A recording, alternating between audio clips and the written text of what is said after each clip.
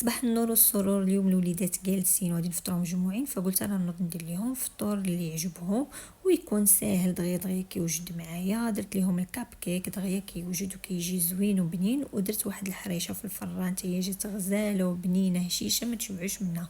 تبعوا معايا المقادير من الاول حتى الاخر دغيا يوجد معكم. خديت واحد البول درت فيه هنايا 2 معالق كبار ديال السكر سنيده مع قبيصه ديال الملحه وساشي ديال الفاني. غادي نزيد معاهم واحد 4 كاس ديال الزيت النباتيه، وكذلك غادي نزيد واحد الكاس وربع ديال الحليب.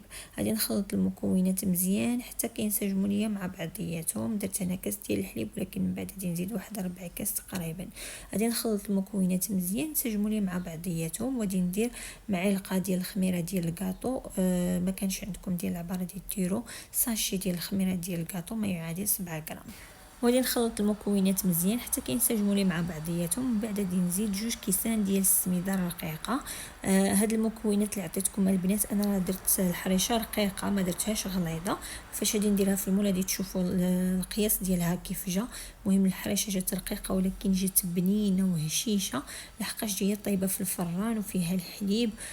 جات ما قاصحاش نهائيا، جات هشيشه كتذوب في الفم. بغيتوها غليظه الحرشه ديالكم غادي تدبلوا المقادير اللي عطيتكم، وانتم لكم الاختيار. بغيتوها رقيقه ديروا القياس اللي عطيتكم على حسب المول اللي شفتوا معايا. بغيتوها غليظه دي تدبلوا كيف قلت لكم المقادير. انا هنا درت 2 كيسان اللي عامرين ديال العنبه ديال السميده الرقيقه. زدت هنا شويه لحقاش الكاس الاول ما درتوش عامر مزيان. صافي خلطت المكونات مزيان كيف شفتوا معايا. خديت المول دهنته بالزبده ورشيته بالسميده، وغادي نخوي فيه الحريشه ديالي كيف كتشوفوا معايا. هذا هو القوام ديالها، كتجي هكايا خفيفه. وكنبدا كنبسط فيها غير بشويه على هاد الطريقه هذه، وكنبدا كندور غير بشويه. كيف قلت لكم بغيتوها تجيكم غليظه غادي تدبلوا المقادير. انا عجباتني في هذا القياس هذا، جات بنينه وجات زوينه بزاف. راه ما تشبعوش منها في الحقيقه. انا اول مره كندير هاد الحرشه ديال الحليب ما كانتش كتعجبني في الحقيقه. مع فاش كناكلها كتكون غليظه، ولكن هذه فاش جات رقيقه هكا جات بنينه بزاف. صافي دخلتها هنايا الفران، شعلت عليها من التحت حتى غادي طيب معايا، وغادي نشعل عليها من الفوق تحمر. هنا بالنسبه للمقادير ديال الكاب كيك، خديت البول درت فيه بيضه. غادي ندير 4 كاس ديال السكر سنيده ما يعادل 4 ديال المعالق كبار. غادي ندير الفاني، درت انايا نص معلقه ديال الفاني عندي ديال البواطه، تقدروا ديروا ساشي ديال الفاني. وغادي نزيد واحد 4 كاس ديال الزيت النباتيه اللي ما عامرش غير شويه. وغادي نخلط المكونات مزيان حتى كينسجموا ليا مع بعضياتهم.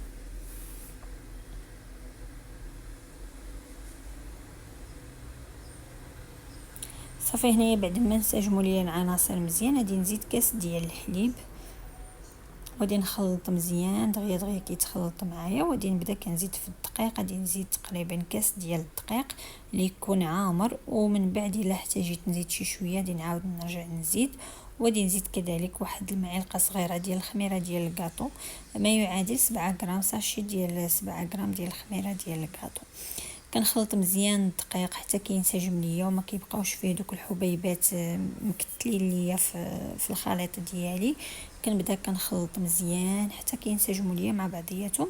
راه دغيا دغيا كيتطلق معكم الا كانت النوعيه ديال الدقيق ديالكم مزيانه، فدغيا كيتطلق ودغيا كينسجم. هنايا زدت تقريبا واحد 4 كاس اللي ما عامرش ديال الدقيق كيف شفتوا معايا، مع معلقه ديال الخميره ديال الكاطو اللي درت. هانتوما كيف كتشوفوا معايا القوام هنايا راه خفيف. غادي نزيد واحد الرشيشه مازال شويه وصافي. هو هذا القوام اللي خاص يكون فيه الكاب كيك ديالكم، راه ما كيجيش معكم ثقيل نهائيا. فهذا هو القوام ديالو كيوجد معكم دغيا دغيا. هنا الحريشه راه صافي طابت علينا، غادي نشعل عليها من الفوق تحمر ليا. غادي نخدم ليها المروحه غير تحمر وغادي نطفي عليها ونخرجها. هنايا كيف شفتوا راني درت الكاب كيك يطيب ليا ما تقطع معايا المقطع الاول. صافي هادو هنايا طابوا ليا الظهر ديالهم تحمر كيف كتشوفوا، جاو على هذا الشكل هذا كيجيو غزالين جابنين بزاف ما تشبعوش منه. كيف قلت لكم هاد المقيله هذه عندي فيها 7 ديال كدير ليا 7 ديال الحبات. انا درت 2 ديال المرات وشاط ليا حبه، فقلت لكم حط ليا هاد القوام هذا 15 حبه تقريبا. جاو غزالين هاد لي كاب كيك بزاف مع العسل كيجيو رائعين، ولا مع الشوكولات. فديروهم لوليداتكم وردوا عليا الخبر، قولوا لي كيف جاو معكم، وجربوا كذلك الحريشه وقولوا لي حتى هي كيف جات معكم، راه كتجي زوينه بزاف.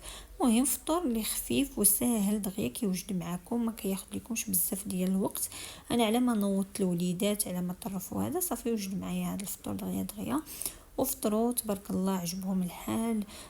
راكم عارفين فاش كيكونوا جالسين مجموعين في الدار، ودرتي لهم هكا شي شيوه ولا شي فطور اللي زوين كيعجبهم الحال، كيجلسوا كيفطروا.